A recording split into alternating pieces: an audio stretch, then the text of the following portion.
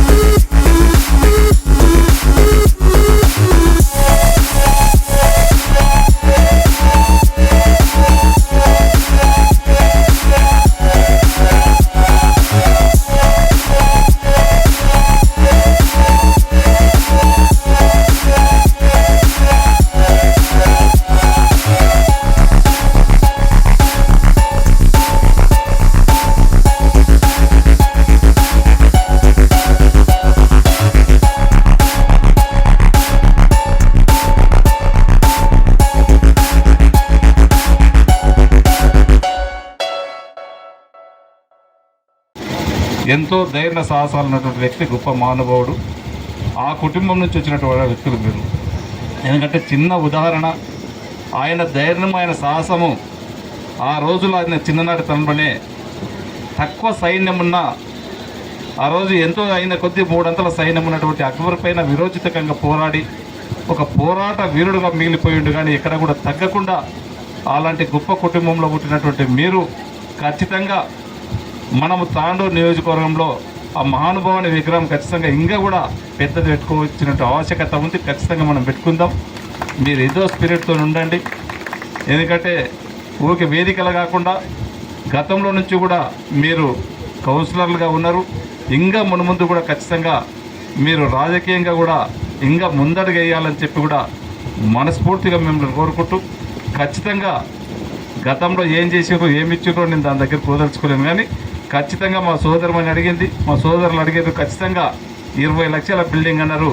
Next month నుంచే ఇక్కడనే మీకు బిల్డింగ్ ఇస్తా.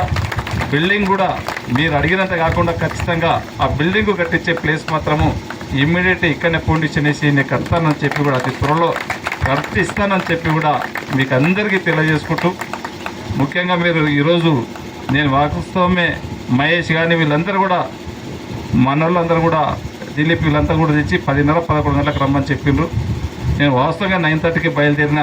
మళ్ళీ సీఎం ఆఫీస్ నుంచి మనకు ఫోన్ వచ్చినందుకు మళ్ళీ ఆ సీఎం దగ్గర పోయినందుకు గంటన్నర లేట్ అయింది. మీరు అన్నిటిగా భావించొద్దు, మీరు అందరూ కూడా క్షమించాలని చెప్పి కూడా తెలియజేసుకుంటూ, ముఖ్యంగా ఇదే కాకుండా ఇంకా కూడా మన దగ్గర అందరూ కూడా దాంట్లో కూడా ఖచ్చితంగా ఈబీసీలు ఎకనామికల్ బ్యాక్వర్డ్ క్లాస్ మన దగ్గర ఇంకా బీద వాళ్ళు కూడా ఉంటారు. ఖచ్చితంగా వారికి ఈరోజు గవర్నమెంట్ ఏదైతే మన సంక్షేమ పథకాలు ఏదైతే చేసి పెడతా ఉన్నామో దాంట్లో భాగస్వాములని ఖచ్చితంగా మీరందరూ ఇప్పుడు దిలీప్ గారు ఉన్నారు. ఖచ్చితంగా ఎవరు దీంట్లో ఇల్లు లేని నిరుపేదలు ఎవరైనా ఉంటే ఖచ్చితంగా మీరు ఇవ్వండి. వారికి అందరూ కూడా ఇండ్లు ఇచ్చే బాధ్యత ఖచ్చితంగా మనం తీసుకొని ఖచ్చితంగా ఇండ్లు ఇస్తాం. ఇండ్లే కాకుండా ఈరోజు యువ వికాసం అని చెప్పి యువకులకు నిరుద్యోగులకు వాళ్ళకి చాదంత 4 లక్షల రూపాయలు దాదాపు 70-75% సబ్సిడీతోని యువ వికాసం అని చెప్పి అది కూడా ఇస్తూ ఉన్నాం. దానికి కూడా మీరందరూ ఒకటి దిలీప్ ద్వారా కానివ్వండి, మా సోదరిమణి ద్వారా కానివ్వండి, మీరందరూ ఒక మీ అసోసియేషన్ తరఫున మీ కాన్స్టిట్యూన్సీ మన కాన్స్టిట్యూన్సీ మొత్తంలో ఎక్కడున్నా సరే మీరందరినీ వాళ్ళని ఏకం చేసి వారికి ఏం కావాలనో అవన్నీ కూడా మీరు ఒకటి ఇవ్వండి. ఖచ్చితంగా వాళ్ళకి అందరికీ యువ వికాసంలో కానివ్వండి, ఇల్లు లేని వారికి కానివ్వండి, ఇంకా గవర్నమెంట్ నుంచి వచ్చినటువంటి ఏ ఫెసిలిటీస్ అయినా ఖచ్చితంగా మీకు అన్ని ఫెసిలిటీస్ కూడా ఖచ్చితంగా ఇచ్చే బాధ్యత ఒక ఎమ్మెల్యేగా నేను తీసుకొని ఖచ్చితంగా ఉంటా. తెలంగాణలో కూడా ఆ రోజు చెప్పినాం, ఎవ్వరు కూడా తల దూర్చొద్దు. గతంలో ఒక గబ్బర్ సింగ్ ట్యాక్స్ కానీ ఈ ట్యాక్స్ కానీ ఉండదని చెప్పినాం. ఖచ్చితంగా 6 గ్యారంటీలు ఏదైతే ఇచ్చినామో 7 గ్యారంటీలు మీకు భద్రతగా మీ వ్యాపారానికి ఖచ్చితంగా ఎల్లవేళలా నేను దానికి ఖచ్చితంగా మీకు ఎలాంటి ఇబ్బంది రాకుండా ఎలాంటి దళారీ వ్యవస్థ ఉండకుండా నేను చూస్తానని చెప్పి మాట ఇచ్చిన అదే మాట ప్రకారం ఖచ్చితంగా ఈ మున్ముందు కూడా ఖచ్చితంగా అదే జరుగుతుంది. ఎక్కడైనా అలాంటి వస్తే ఖచ్చితంగా నా దృష్టికి తీసుకురండి. ఆ దళారీ వ్యవస్థ కానివ్వండి, ఆ వ్యవస్థని రూకటి వేలతో తీసుకొచ్చి మీ వ్యాపార రంగానికి కానీ మీ వ్యాపార సంస్థకు కానీ ఎలాంటి ఇబ్బంది లేకుండా ఖచ్చితంగా మీకు జవాబుదారితనంగా ఒక పెద్దన్నగా ఖచ్చితంగా ఉంటానని చెప్పి కూడా మీకు అందరికీ తెలియజేసుకుంటూ, ఈరోజు మంచి రంగాల్లో ఈరోజు ఆ చిన్న పాప వచ్చే ఫస్ట్ క్లాస్ ఒక్కొక్క గంట సేపట్లోనే ఈరోజు చాలా చక్కగా ధ్యానం చేసినటువంటి ఆ పాప కూడా శుభాకాంక్షలు తెలుపుకుంటూ, ఇప్పుడు పాప కూడా ఈరోజు ఒక మంచి స్పీచ్ కూడా చాలా గొప్పగా ఇచ్చినందుకు ఇంకా ఇలాంటి మీటింగ్స్ ద్వారా ఖచ్చితంగా మీకు ఆ కమ్యూనిటీ హాల్ అయితే ఇంకా ఫంక్షన్స్ ద్వారానే కానివ్వండి, చిన్న చిన్న ప్రోగ్రామ్స్ కల్చరల్ ప్రోగ్రామ్స్ పెట్టుకోవడానికి కూడా వీలుంటుంది. మీ లోపల ఉన్నటువంటి నైపుణ్యాన్ని ఇలాంటి ఫంక్షన్స్ ద్వారా తెలియపరచడానికి ఒక అవకాశం ఉంటుంది. ఖచ్చితంగా మీకు అడిగినటువంటి బిల్డింగ్ తొందరగానే అది నెక్స్ట్ మంతే ఖచ్చితంగా ఇస్తానని చెప్పి కూడా తెలియజేసుకుంటూ నాకు ఈ అవకాశం